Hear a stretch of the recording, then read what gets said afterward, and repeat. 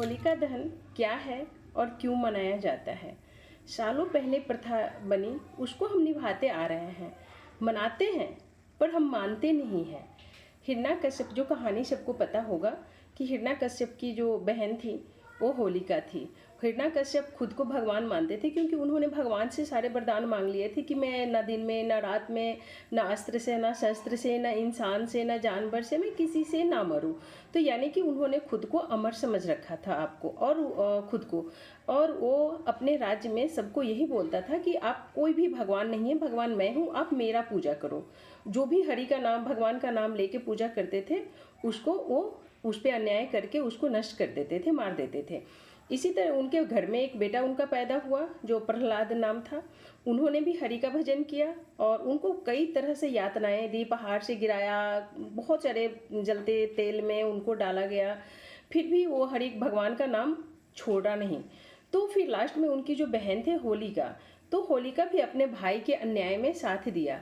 होलिका ने भी भगवान से वरदान ले रखा था, भगवान ने उन्हें एक चादर दिया था कि वो जो चादर ओढ़ लेगी तो कैसे भी आग में वो नहीं जलेगी। उसने अपने भैया को बताया, हिरण्याकश्यप को, कि जैसे ऐसे ऐसे बात है भैया, आपको तो पता है ये वरदान है, तो अगर ऐसे नहीं मर रहा है तो चलो ठीक है, मैं प्रहलाद को गोदी में लेके, क्योंकि प्रहलाद की वो बुआ थी, तो अपने बुआ माने बुआ की गोद में तो बच्चा चला ही जाएगा, तो उसको गोदी में लेके मैं बैठ जाऊंगी और चादर मैं ओढ़ लूंगी। चादर ओढ़ने के बाद मैं तो नहीं मरूंगी बट ये जल जाएगा।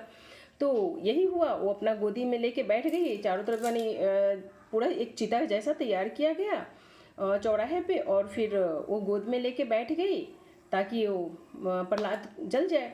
तो प्रहलाद को लेके बैठी, लेकिन भगवान का लीला, भगवान भी कहाँ अपने भक्तों को कभी नष्ट होने देते हैं, कुछ गलत होने देते हैं।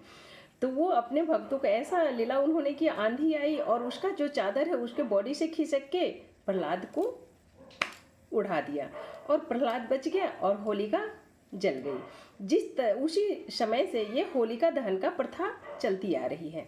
अब होलिका दहन में जो सारी कहानी मैंने बता दी, आप लोगों ने भी जानते हैं, यानी कि वहाँ पे जो हुआ अन्याय, झूठ, चालाकी, जैसे चालाकी से उसने अपने बुआ ने उसके अपने भतीजे को गोद में लेके रखा, ये भी तो धोखा हुआ, भतीजे के साथ धोखा किया, चालाकी करी। भगवान से भी, भगवान ने दिया था अच्छे कर्म करने के लिए, वो चादर दिया जो उसने तपस्या की थी, बट उन्होंने ये नहीं बोला था कभी कि गलत उपयोग करो। कोई भी चीज़ होता है, हमें गलत उपयोग करने के लिए हमें जो पोस्ट मिलता है, जो ताकत मिलती है, पैसे मिलते हैं, शोहरत मिलती है, ये सब जो है हमें गलत फ़ायदा उठाने के लिए नहीं किया जाता है। ये सब हमें एक मानव के जो है विकास के लिए, उसके अच्छाई के लिए ये हमें दिया जाता है। लेकिन हम लोग क्या करते हैं, उसका गलत फ़ायदा उठाते हैं, जैसे उसने भी उठाया, और उसने भी जो उठाया गलत फ़ायदा, जिसकी वजह से उसको ये सज़ा मिली और होलिका जल गई, जिस वजह से उसी टाइम से हम ये होलिका दहन का प्रथा मनाते आ रहे हैं।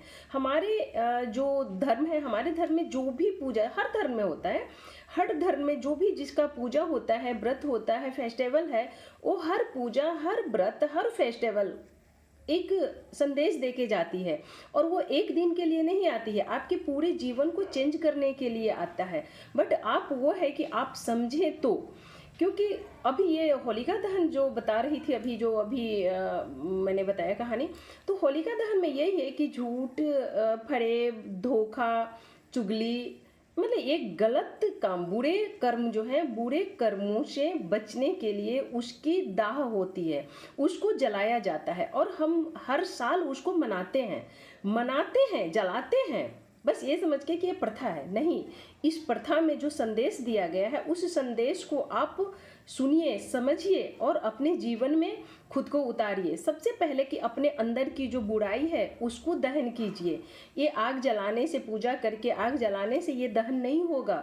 ये आप अपने अंदर मन में जो गलत भावना है किसी के प्रति, कुछ भी जो आप गलत करते हो, उस गलत का दाह कीजिए, दहन कीजिए, तभी जाके ये होलिका दहन का प्रथा जो है वो साकार होगा। और हर प्रथा से एक सीख लीजिए और एक संकल्प कीजिए।